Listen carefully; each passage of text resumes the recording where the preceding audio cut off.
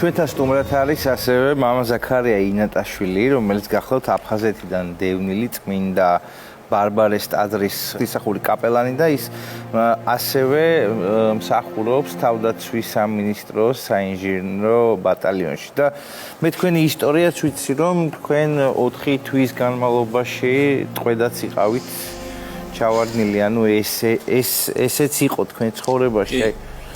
ეს იყო და ამანაც განსაზღვრა ჩემი სულიერი გზა.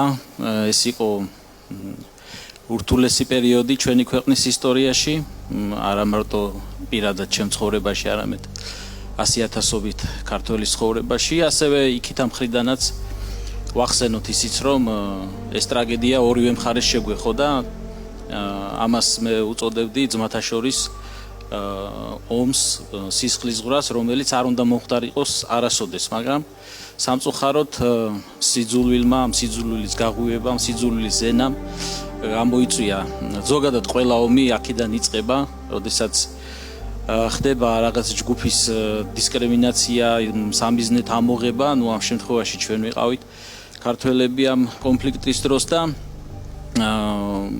ჩვენ ფაქტიურად ამ ტყვეობის დროს ფაქტიურად ვიყავით ყველანაირი უფლებები ქონდა ჩამორთვეული, სიცოცხლის უფლებაც არ ქონდა.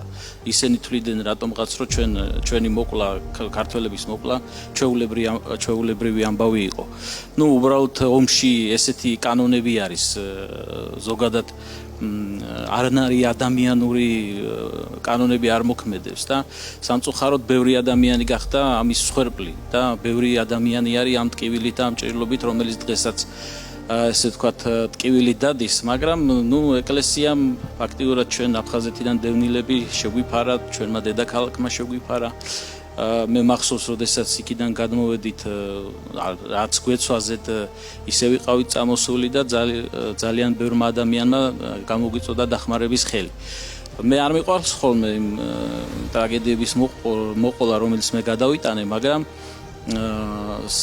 სამწუხაროდ მდგომარეობა, რომელიც ჩვენ გადავიტანეთ, იქით ამ ხარესაც არიან ადამიანები, რომლებმაც იგივე გადაიტანეს და შეიძლება ჩემზე უფრო მეტადაც გადაიტანეს და უფრო მეტი ტკივილი მიადგათ. ამიტომ დღევანდელი გადასახედიდან მე ვფიქრობ, რომ შერიგება არის აუცილებელი, არ აქვს მნიშვნელობა ვინ გადადგავს პირველ ნაბიჯს, თუმცა ჩვენ გვაქვს ესეთი განწყობა, რომ მე არასოდეს არ შემხვედრია ჩემს ირგვლივ აფხაზეთიდან დევნილი, რომელიც დაბოღმილია ან რაღაც ესე ვთქვათ ცუდს ამბობს აი ამ თემასთან დაკავშირებით, რომ არ შერიგება არ უნდა მოხდეს, შვილი უნდა ვიძიოთ. ესეთი ირგვლივ მე არავინ არ შემხვედრია და ეს მაძლევს დიდ იმედს, რომ აი დღეს ჩვენ აუცილებლად შევრიგდებით და ისევ ერთად ვიცხოვრებთ.